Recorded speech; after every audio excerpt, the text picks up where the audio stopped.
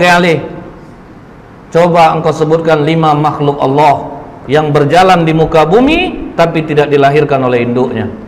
Maka kata Ali, Adam alaihissalam, Siti Hawa, onta Nabi Soleh itu keluar dari batu Pak, tidak dilahirkan oleh induknya. Kemudian tongkat Nabi Musa yang berubah menjadi ular, ular itu juga tidak dilahirkan oleh induknya. Kemudian kambing pengganti leher Nabi Ismail, itu pun tidak dilahirkan oleh induknya. Akhirnya 2 di antara 3 pendeta ini langsung menyatakan asyhadu alla ilaha illallah wa asyhadu anna muhammadar rasulullah. Oh tunggu, kata satu pendeta lagi, 2 kawanku mungkin sudah terpengaruh oleh jawabanmu Ali, tapi masih ada 1 lagi yang belum terjawab. Coba engkau ceritakan kisah pemuda yang bersembunyi dalam gua untuk mempertahankan imannya. Baik, akan aku terangkan seperti apa yang ada dalam Al-Quran, kata Ali. Kalau dari Al-Quran kami sudah dengar Ali, kami ingin engkau detail menerangkannya seperti apa yang disampaikan Rasulullah kepadamu. Maka kata Ali, kalau begitu benarkan duduk kalian. Malah ditantang Pak. Jadi dia ingin mengungkap Ali itu ceritanya itu yang detail. Maka kata Ali, silahkan, dari mana kalian ingin menanyakan? Baik Ali, di mana peristiwa itu terjadi? Maka kata Ali, di kota Apesus atau Tarses Pak, antara Turki, Yordan. Kemudian silahkan lanjutkan Ali. Jadi dulunya kata Ali, kota Apesus ini dikuasai oleh raja yang sangat baik. Ketika raja ini meninggal, Raja Dikianius yang menguasai Roma mendengar bahwa Raja Apesus ini meninggal, maka mereka pun menyerang kota Apesus dan mereka kuasai. Kemudian kata Ali, Dikianius membangun istana besar. Tunggu dulu Ali, kata pendeta ini. Berapa panjang dan lebar istana yang dibangun oleh Dikianius? Maka kata Ali, panjang 1 farsah, lebar 1 farsah. 1 farsah itu sekitar 8 km Pak. Berarti dari sini sampai ke Harudin Nasution. Jadi kalau Bapak punya rumah seluas ini sampai dapur, minggu depan mau ke depan lagi Pak, capek Pak. Luas Bu ya. Bayangkanlah Bu, 8 kilo panjang, 8 kilo lebar. Baik Ali, teruskan. Kemudian Dikianius ini memiliki menteri-menteri, dan Dikianius meletakkan 50 menteri di sebelah kanan, 50 menteri di sebelah kiri. Dan Dikianius mempunyai 6 penasehat, pemuda-pemuda cerdas di belakangnya, 3 di kanan, 3 di kiri. Oke Ali, siapa nama ke-6 pemuda itu? Maka dijawab oleh Tamlika, Mixalmina, Mikasdimina, Martelius, Calitius, Sidamius. Jadi inilah 6 pemuda yang menjadi cikal bakal Ashabul Kahfi. Tapi waktu itu masih 6. Nah, ini Pak, waktu itu hanya masih 6. Ini pemuda-pemuda cerdas andalan Dikianius. Jadi kalau 50 menteri sudah rapat, tetap nanti keputusan akhir kepada 6 pemuda ini. Jadi jangan pernah remehkan kekuatan pemuda. Ini pemuda suruh gulung tikar di masjid. Kadang mereka potensinya besar Pak, tapi tidak dipakai. Lihat Rasulullah, semua pemuda kalau ada potensi dipakai. Arqam bin Abil Arqam, anak umur 16 tahun, jadi sarang dakwah Rasulullah rumahnya Pak. Mus'hab bin Umair, umur 17 tahun, mendakwahi orang Madinah. Karena dia punya kemampuan, dia anak bangsawan, ganteng, kemudian bersih. Ini pendakwah pertama dalam Islam yang diutus oleh Rasulullah SAW. Yang membunuh Abu Jahal, Muawiz bin Afra, kemudian Muaz bin Amar al-Jamuh. Berapa umurnya Pak? 13 tahun satu, 14 tahun satu. Siapa penerjemah bahasa oleh Rasulullah yang menulis wahyu-wahyu Al-Quran? Zaid bin Sabit. Berapa umur Zaid ketika dipakai oleh Rasulullah? 13 tahun. Jadi kalau pemuda punya potensi, pakai. Jangan Pak, kalau kita kan kebanyakan Pak pengurus tua-tua semuanya Pak. Padahal anak-anak muda ini ada yang punya potensi besar, tapi dia tidak bisa melihatkan potensinya karena dia tidak terpakai. Kau masih kecil, kau masih kecil, kau masih kecil. Itu bedanya Pak pendidikan Rasulullah dengan kita. Rasulullah, pemuda-pemuda yang memiliki kelebihan itu dipakai, disesuaikan dengan bidangnya masing-masing. Itulah kerugian Indonesia sekarang Pak. Hacker nomor 1 di dunia orang Indonesia, tapi sekarang berkantor di Swiss Pak. Dia bisa memindahkan satelit, jadi dia dipakai sekarang oleh dunia untuk apa Pak? Misalnya Cina bangun satelit keamanan, itu disuruh dia membobol. Coba bobolkan, kalau bobol nanti tolong kuncikan gimana supaya tidak bobol. Lah itu anak Indonesia loh Pak. Cuman sekarang dia berkantor di Swiss. Kena kita Pak. Banyak pemuda Indonesia ini bagus-bagus. Nah kemudian Pak, ditanya oleh pendeta ini, seluas itu istana yang dibangun oleh Dikianius Ali, bagaimana dia cara mengharumkan istananya? Maka kata Ali, setiap pagi ada yang membawa parfum di dalam ember besar, kemudian ada satu yang membawa seekor burung. Ketika burung ini diberi isyarat, maka burung ini mencemplungkan kedua sayapnya dan mengibaskannya ke seluruh ruangan istana. Canggih orang dulu rupanya Pak. Coba kita pakai Bifresh Pak, tanggal telunjuk tiap hari satu tuh Pak, seluas itu 8 kilo patah Pak, karena besar ruangannya.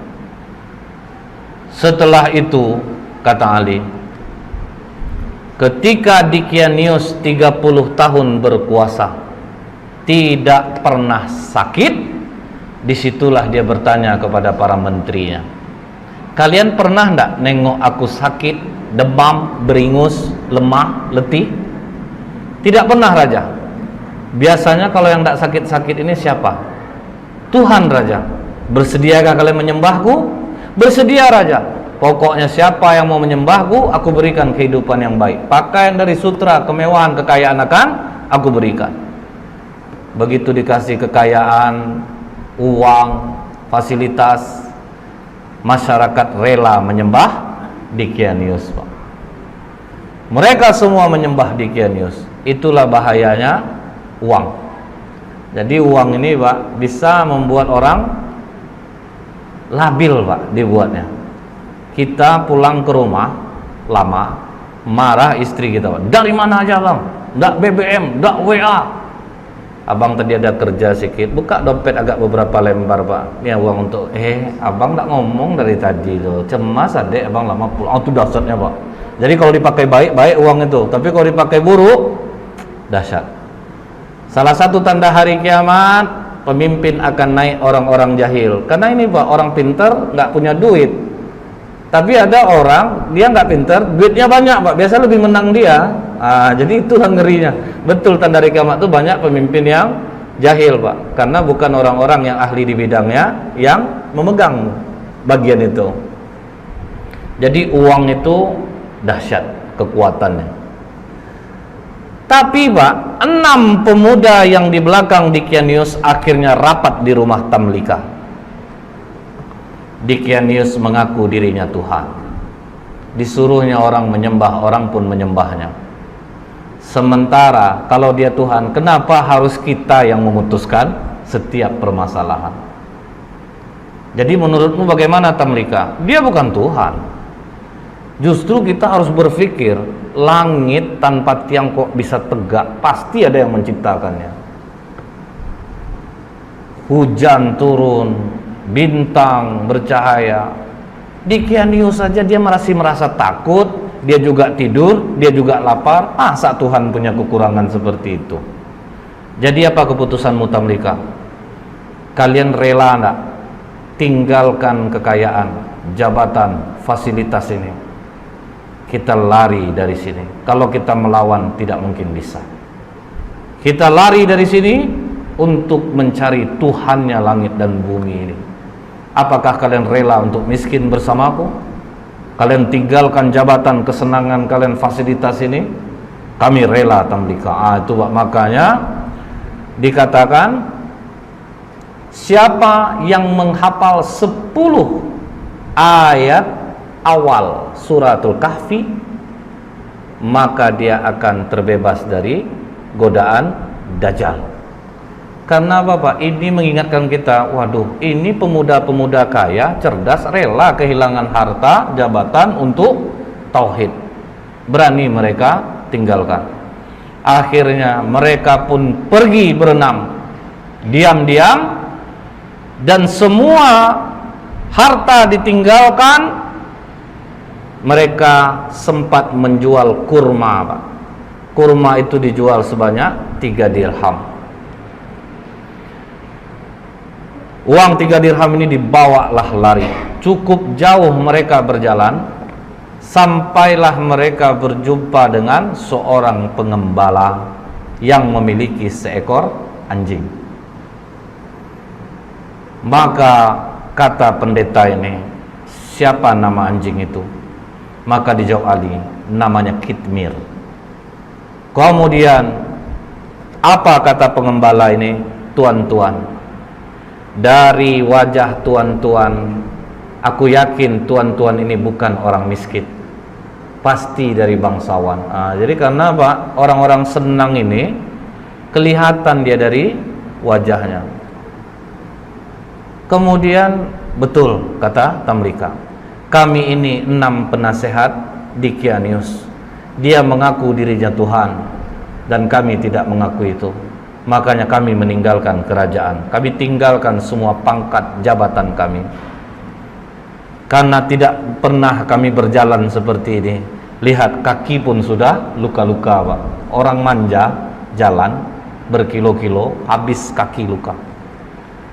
Apa kata pengembala ini? Tenang tuan-tuan, aku mengetahui tempat persembunyian yang baik, izinkan aku beserta kalian. Makanya jadi 7 dengan pengembala ini. Dikembalikannya lah gembalaan dia kepada tuannya, maka dia dan anjingnya ikutlah pemuda-pemuda kepercayaan raja tadi. Kemana mereka dibawa Ali? Dijawab oleh Ali, ke Bukit Naglus yang di bawahnya ada gua yang namanya Khemar. Maka begitu mereka mau masuk gua tersebut, sempat mereka mandi di mulut gua. Jadi mulut gua itu ada air terjunnya Pak. Jadi memang susah untuk diketahui orang. Sempat mereka mandi, masuk ke dalam, duduk, golek sana, golek sini, golek sana, sampai terang hari. Hari sudah pagi. Kita lapar. Siapa yang akan mencari makanan? Makanan hanya ada di tempat kerajaan. Berarti sangat jauh kita pergi berjalan ini. Siapa yang mau pergi? Karena Tamlika ketua rombongan, biar aku yang ke sana. Hati-hati Tamlika, jangan sampai engkau tertangkap Dicanius. Begitu Tamlika keluar dari mulut gua, sudah mulai terkejut dia Pak, karena air terjunnya sudah tidak ada. Tapi terus dia bawa uang 3 dirham ini, jalan terus sampai di gerbang kota. Mulai heran dia Pak, kenapa berbeda betul kota ini? Apa aku salah masuk? Akhirnya masuk dia di tempat orang menjual roti. Begitu sampai di tempat orang jual roti, ditanya harga roti berapa? 1 dirham. Dia kasih uang dirhamnya. Begitu dia memberi uang dirhamnya, langsung ditahan tangannya oleh penjual roti. Kau menemukan barang kuno ya? Tidak, itu uang biasa, uang aku hasil dari menjual kurma kemarin. Jangan bohong. Raja Abdurrahman hanya mengambil 5% dari barang kuno yang ditemukan. Tambah kaget Tamlika Pak, loh nama rajanya kok beda? Bukankah raja di sini Dicanius? Oh, engkau telah menyebutkan nama raja zolim yang mati ratusan tahun yang dulu. Wah, tambah kacau Tamlika. Pokoknya kau harus menghadap kepada raja. Bingung juga dia Pak. Oke, kita menghadap kepada raja. Begitu sampai di kerajaan, alangkah kagetnya Tamlika, ternyata rajanya memang tidak Dicanius. Dikatakan oleh tukang roti ini, "Raja, ini orang membeli roti kepadaku dengan menggunakan uang kuno. Jadi makanya aku bawa dia kemari. Tapi ini uang aku kemarin, Raja, bukan uang kuno."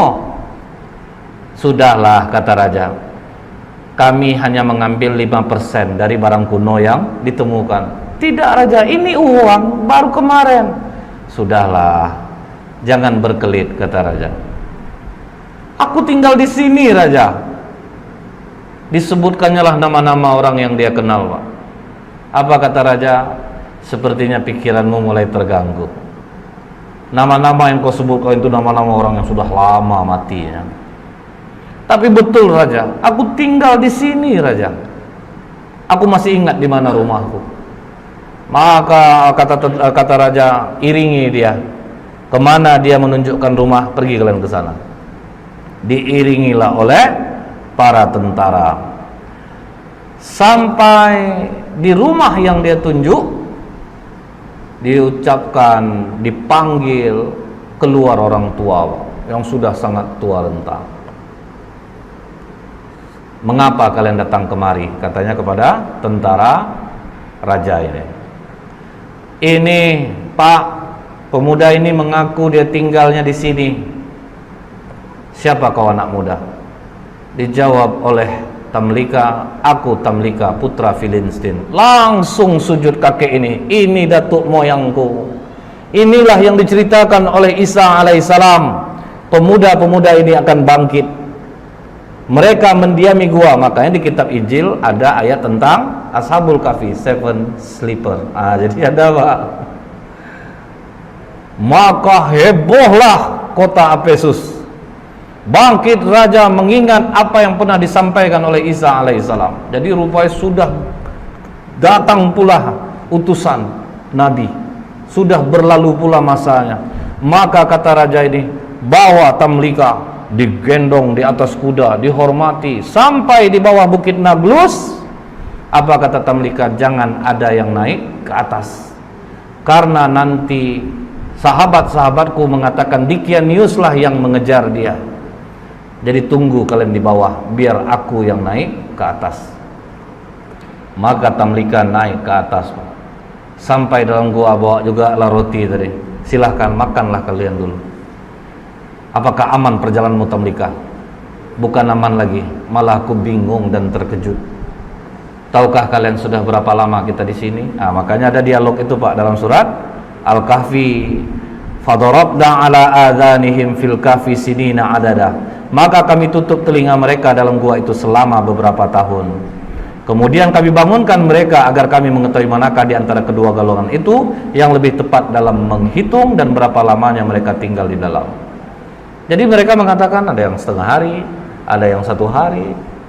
Maka kata Tamlika, tidak, kita berdiam di sini sudah lebih daripada 309 tahun.